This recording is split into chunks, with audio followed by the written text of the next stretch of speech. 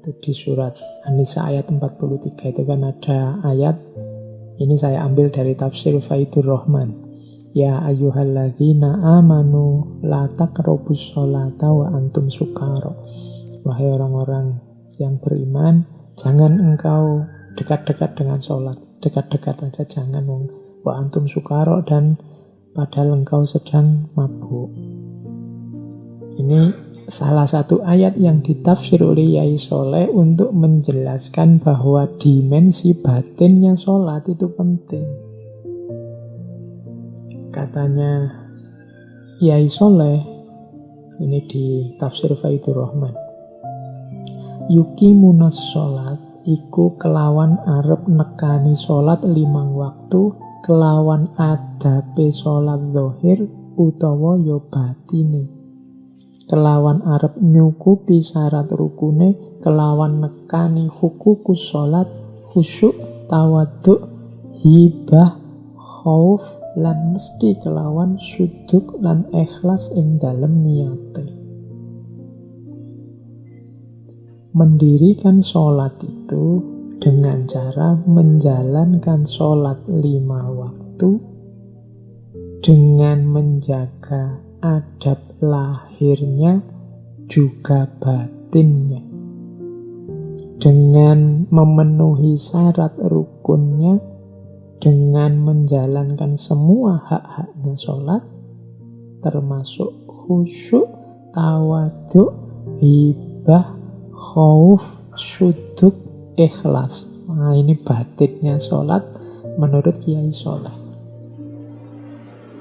Khusyuk itu dimensi batin yang ada di dalam, tawaduk itu dimensi yang bisa dilihat di luar. Kadang-kadang disebut khudu. Jadi sholat itu harus ada khusyuknya. Kadang-kadang orang menerjemahkan khusyuk ini konsentrasi, tapi tidak persis begitu. Jadi khusyuk itu kesadaran bahwa kita sedang menghadap Allah dan di hadapan Allah, sehingga batin kita dan lahir kita semua tertuju ke sana. Dan kekhusyuan ini manifestasinya antara lain fisiknya tawaduk atau khudu. Maka sholat tidak boleh gerak macam-macam selain gerakan-gerakan sholat untuk menunjukkan tawaduk. Sehingga di beberapa kitab fikih yang Syafi'i itu kalau sholat disebut tidak boleh bergerak lebih dari 3 kali misalnya. Bergerak lebih dari 3 kali ini menunjukkan tidak khudu, tidak tenang, tidak tawaduk. Kalau begitu gerak 1 kali boleh Pak. Iya, gerak apa dulu? Kalau geraknya jijik ya tetap merusak khuduknya sholat. Misalnya kamu dalam sholat kamu buka mulut lebar-lebar, wah sekali. Tapi jijik kesannya tidak ada sopan-sopannya wong itu di hadapan Allah. Ini namanya tidak khudu. Jadi khusyuk batinnya, khudu fisiknya. Ada juga haibah. Haibah itu wow, merasakan kebesarannya Allah. Makanya kalimat-kalimat pindah gerak dalam sholat itu Allahu Akbar, menunjukkan haibah. Dunia ini berganti segala macam peristiwa, Allahu Akbar, menunjukkan kemahabesarannya Allah. Ada juga khauf, khawatir kita banyak dosa, khawatir sholat kita tidak diterima. Ada juga suduk, meluruskan hati, meluruskan niat, dan ikhlas. Loh, ini batinnya sholat. Jadi dasarnya tasawuf itu syariat, tapi syariat juga tidak cuma yang lahir, tapi juga yang batin. Itu tafsir selanjutnya, krono iku sholat munajat al-mu'minin marang pangeran, kola aqimis sholah li dzikrillah. Karena sholat itu adalah munajatnya para mukmin kepada Tuhan, ada firman, dirikanlah sholat untuk mengingat Allah. Podo sholat to sira kabeh krana arah iling kudur ana ing ngersane pangeran. Ojo koyo sholate wong mendem. Jangan seperti sholatnya orang mabuk. Badane ngadeg ing dalem masjid, atine mubeng-mubeng ing dalem pasar.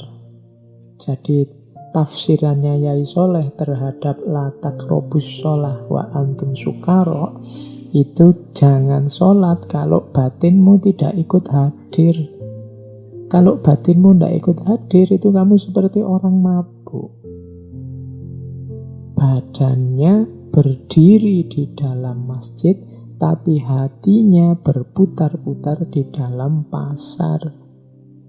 Iya benar sekarang sholatnya ada di dalam masjid jamaah, tapi pikiran dan hatinya tidak ikut ke masjid. Waktu sholat di masjid, pikirannya ada di kantor, pikirannya ada di pasar, pikirannya ada di rumah, dan lain sebagainya. Nah ini seperti orang sukaro, seperti orang mabuk. Lisane moco Fatihah, lisan atine caturan ono ing pasar. Mulutnya membaca Fatihah, tapi mulut batinnya ngobrol di pasar. Pikiran dan hatinya masih ramai membahas dunia, padahal sedang membaca Fatihah di hadapan Allah. Mongko ngunu iku ora yuqimunas shalah.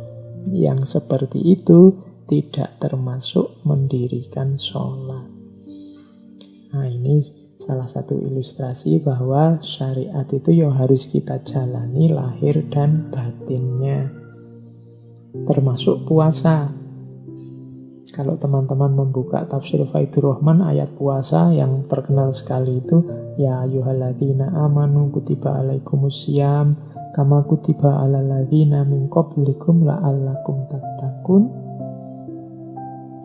Mirip seperti Imam Ghazali, beliau memberi tafsir puasa itu ya ada lahir, ada batin. Kalau puasa lahir jelas menahan haus, menahan lapar. Tapi puasa batin ada 3 level. Yang pertama puasa kolbu, yang kedua puasa ruh, yang ketiga puasa sir. Puasa kolbu itu berarti diri kita yang mampu untuk menahan diri dari keinginan makan dan minum. Jadi, kalau lahirnya kan kelihatan, tidak makan, tidak minum. Tapi batinnya itu sudah mampu menahan diri. Ini namanya kalau mampu menahan diri itu pingin saja enggak. Jadi ingin makan enggak, ingin minum enggak. Itu berarti kolabnya ikut puasa. Berarti kebalikannya, sebenarnya sih ingin makan. Kalau lihat apa-apa ngiler, tapi tetap bisa saya tahan. Nah, ini masih dapat makna lahirnya puasa. Kalau makna batinnya yang paling rendah itu puasa kolbu. Kalau kolbu itu bahkan ingin saja tidak untuk makan dan minum. Ada orang bawa makanan, ada warung buka, enggak kepingin. Ada tulisan hormati orang berpuasa atau tidak, enggak kepingin masuk warung. Nah, berarti sukses. Tapi yang hanya level lahir saja itu ya pengen. Kalau ada warung buka, waduh baunya, waduh kok banyak orang makan di situ, ada ketertarikan, ada kepinginan. Itu berarti level puasanya masih puasa lahir.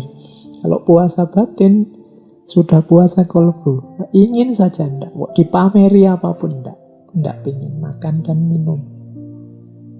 Lebih tinggi dari itu namanya puasa ruh. Puasa ruh itu bahkan yang bisa ditahan tidak cuma keinginan makan minum, tapi juga semua keinginan yang sifatnya dosa kecil maupun besar tidak muncul sudah. Nah itu puasa ruh. Kan ada kan yang puasa, ya tidak pengen makan minum, tapi keinginan-keinginan yang tidak penting, yang dosa masih susah ditahan. Ya benar sih puasa, tapi dari pagi sampai maghrib nonton TV terus, main HP terus yang tidak ada pentingnya, nonton gambar-gambar kadang-kadang. Nah, itu berarti apa? Tidak bisa menahan diri dari maksiat rohani. puasanya sah, levelnya sudah bagus batin karena tidak ingin makan minum, tapi belum nyampe level 2 puasa ruh, menahan diri dari maksiat rohani. Jadi masih suka dosa-dosa kecil, masih suka melakukan maksiat-maksiat, itu berarti levelnya masih belum puasa ruh. Masih sombong, masih riak, nah itu berarti belum puasa ruh. Yang paling tinggi puasa sir. Puasa sir itu bahkan tidak cuma menahan diri dari maksiat, tapi mampu fokus. Hanya Allah saja yang dia perhatikan, yang dia lihat. Ini namanya puasa sir. Kalau pakai terminologinya Imam Ghazali, nanti ada puasanya awam, ada puasanya khawas, dan ada puasa khawasul khawas. Puasa sir ini puasa khawasul khawas.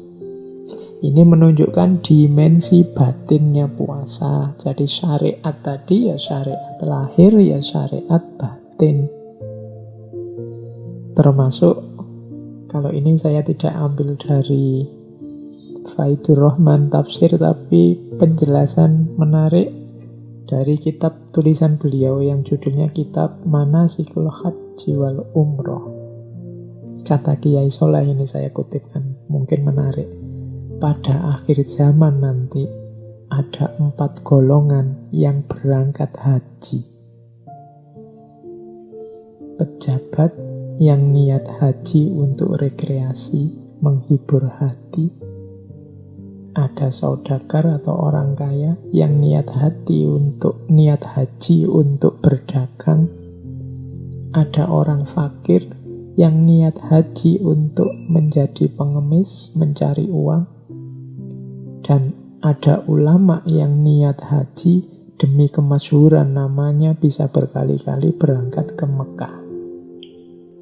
Oh, ini sindiran orang yang haji hanya fisiknya saja, tapi batinnya tidak ikut haji. Kalau sekarang mungkin tidak cuma haji, tapi umroh. Jadi ada orang yang kesana itu hanya untuk pelesir, menghibur hati, jalan-jalan rekreasi. Ke Mekahnya 2 minggu, nanti bonusnya ke Hong Kong, ke Singapura, ke Turki, jalan-jalan.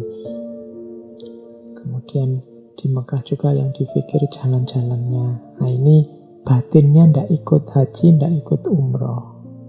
Sindirannya Kiai Soleh. Ada saudagar yang niat haji untuk dagang. Mungkin karena melihat di sana banyak ini peluang dagang ini. Kalau di sana bawa sarung dari Indonesia atau bawa rokok dari Indonesia yang banyak, ini bisa laku, bisa dapat uang banyak ini. Ini kalau bawa tempe dari Indonesia misalnya, itu contoh yang ke sana niatnya dagang, tidak dapat nilai batinnya haji. Atau para ulama yang haji demi nama. Sudah berapa kali saya naik haji, kalau sekedar ke Mekah saja, umroh sudah bisa tiap bulan dan lain sebagainya. Ini menunjukkan orang yang fisiknya secara syar'i menjalankan ibadah syariat, tapi batinnya tidak ikut. Berarti syariatnya juga belum lengkap, belum utuh. Ini pelajaran bagi kita bahwa menjalankan syariat itu dasarnya tasawuf, tapi syariat juga tidak cuma syariat lahir, harus kita perhatikan juga syariat